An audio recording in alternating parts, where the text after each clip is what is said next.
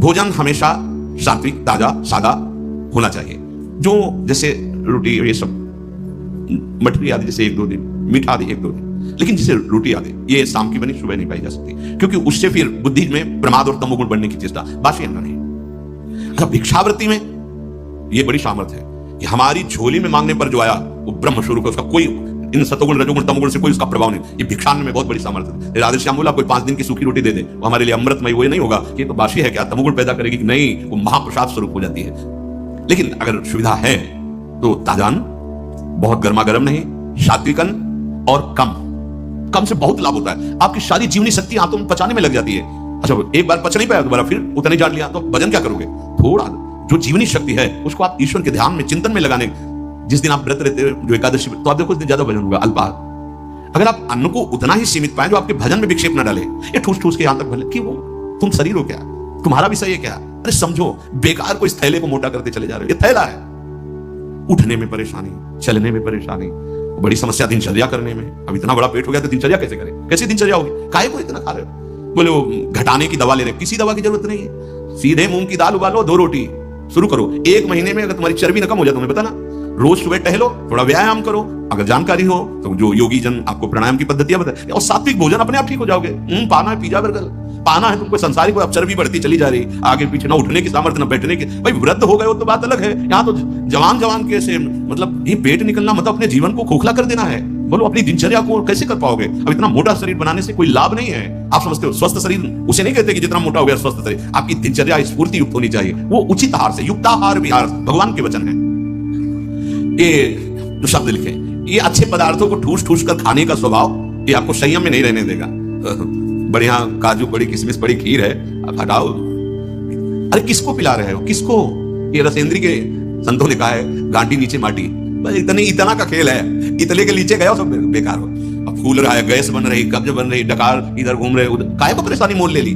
छोटी कटोरी जरा सा राधा राधा, स्वाद भी हो गया, प्रसाद भी हो गया, शरीर पुष्टता के लिए। ब्रह्मचारी को काजू बादाम पिस्ता हलवा रबड़ी रसगुल्ला की नहीं आवश्यकता है, प्रार्थना मान लीजिए, नहीं जरूरत है। वो अपने आप में एक महान बल धारण किए हुए है। पर अब यही समस्या है कि ना संयम समझ पा रहे हो, ना आहार को समझ। यह आहार तुम्हारा विषय नहीं है। आपको ठीक प्राणों का पोषण करने के लिए उतना जल, उतना अन्न, उतना पौष्टिक आहार देना है, जिससे हमारा मन हमारे कार्यों में हमारे अनुसार चले, जो शास्त्र आज्ञा है। बहुत नमकीन, लाल मिर्च, गरम मसाला, कचौड़ी, पकौड़ी, बहुत मिठाई, चाय, काफी, प्याज, लहसुन, ये इंद्रियों को भयंकर चंचलता प्रदान करते हैं और वीर शक्ति का नाश करने में बहुत इनका योगदान है। पूज्य पादुड़िया बाबा से किसी ने कहा कि बाबा हम तो जहां भिक्षा मांगते हैं वहां प्राय पकवान ही मिलता है। बाबा ने कहा कोई बात नहीं, अगर 4 रोटी पाते हो तो 2 कचौड़ी ले लीजिए, बस हो गया, कोई परेशानी नहीं होगी। 4 की है 2 पा लीजिए। एक बार पूज्य बाबा बहुत से साधक जन बाबा तो कुछ ऐसी कच्ची और मोटी पूड़ी बनवाई और कुछ हल्की एकदम बहुत पकी हुई पूड़ी बनवाई। पकी हुई पूड़ियों को पहले परोसा गया, उनके ऊपर कच्ची पूड़ियां रख दी गई, 1-1, 2-2। और बाबा खड़े हो गए, आ भाई पाओ सब। तो कुछ जो साधक संयमी थे तो ऊपर से शुरू किया, और कुछ साधक जो स्वाद वाले थे ऊपर के हटा करके बाबा खड़े हो, क्यों ऐसा किया?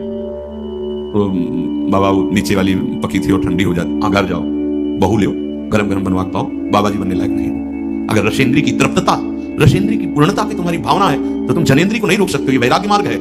स्वयं बाबा, बहुत महापुरुषों ने भगवत प्राप्ति के लिए स्वयं कष्ट को वर्ण किया। गिरिराज में कोई बहुत बड़े धर्मात्मा पुरुष आए थे, सब संतों को भंडारा कर रहे थे, और उधर बाबा भी पहुंच गए। तो सन्यासी महात्माओं के चरण धोकर वैसी आचार्य पद्धति से पवाया जाता था। और जो बाहरी भिक्षु कैसे होते थे, उनको लाइन में खड़ा किया जाता था। बाबा लाइन में खड़े हुए जाके, और उनको मोटी रोटी दी जाती थी, और वहां खीर पकौड़ी कचौड़ी ये सब ऐसे चलता था। वहां दक्षिणा भी दी जाती, उनको केवल मोटी रोटी दी जाती थी। ये कई दिन ऐसा उन्होंने सदाव्रत की तरह। तो बाबा उस लाइन में खड़े हुए, 4 रोटी उनको मोटी मोटी मिली, आ गए, और एकांत में 2 रोटी पाई और 2 रोटी जमीन में ऐसे गाड़ दी। और जब पता चला कि पूज्यपाद बुढ़िया बाबा जी आए हुए हैं, वही धर्मात्मा सेठ और अंगूर और सेव की छवियां बड़ी बड़ी लेके जहां बाबा थे, प्रणाम साष्टांग, बाबा हो भाग्य आपके, बाबा चरण पधराए अंदर। बोले हम तो ले आए हैं आपके यहाँ से। कब बाबा?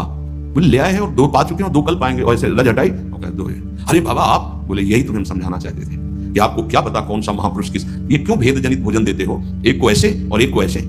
एक दिन पवाओ, लेकिन कम से ठीक है, माना उनको सम्मान से बैठ के, उनको खड़े खड़े, लेकिन वही चीज हो जो सबके लिए। बाबा कैसे महान पुरुष, 2 रोटी पाई, 2 पुराने संतों को देखो कैसे जीवन यापन। हाँ देखो, वही बाबा जो एक कवल पाकर 18-18 घंटा पद्मासन में बैठते थे, जब परिपक्व अवस्था 70-70 घरों में एक दिन में जाते थे भावना पुष्टता के लिए। बाबा हमारा निमंत्रण हो गए, 1-2 कवल पाए ऐसे, जरा जरा सा पाए ऐसे।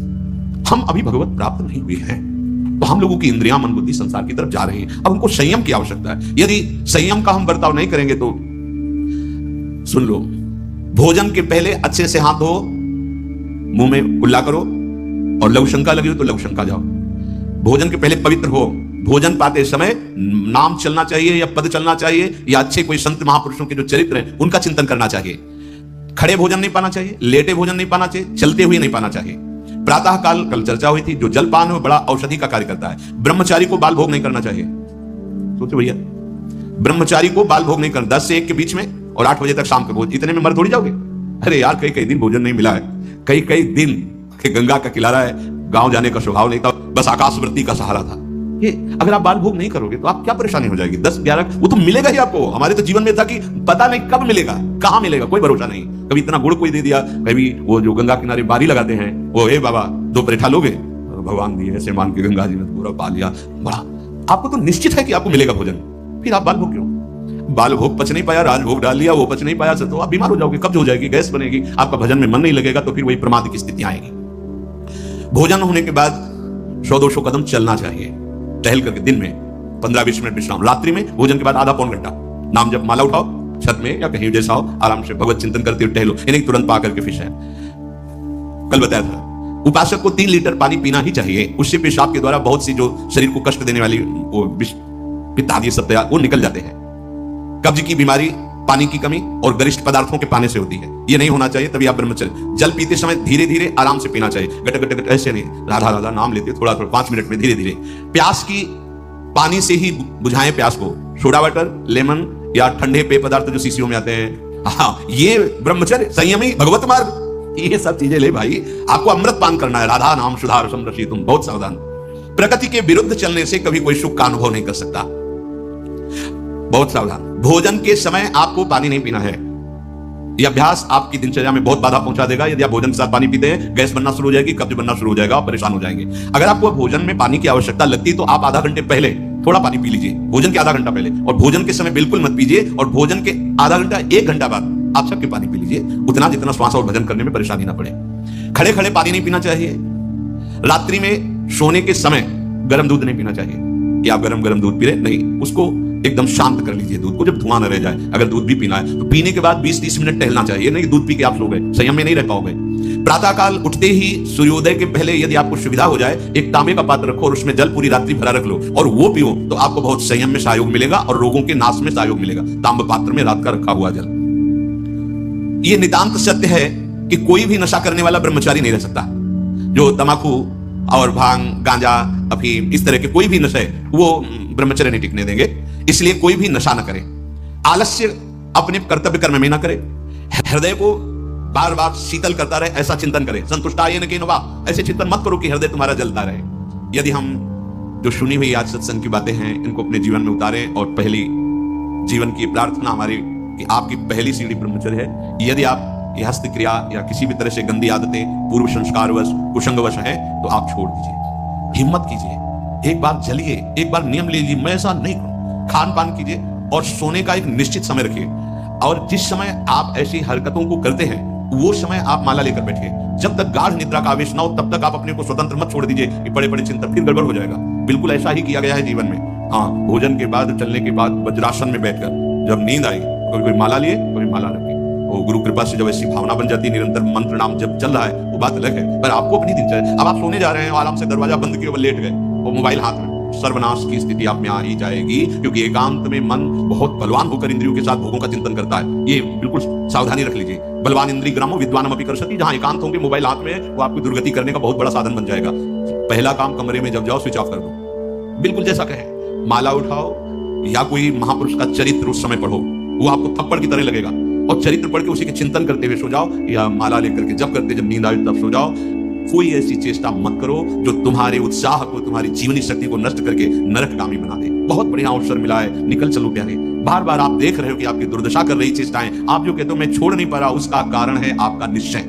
आप निश्चय ठीक नहीं कर पा रहे, और नाम जप करो, ऐसा निश्चय होगा।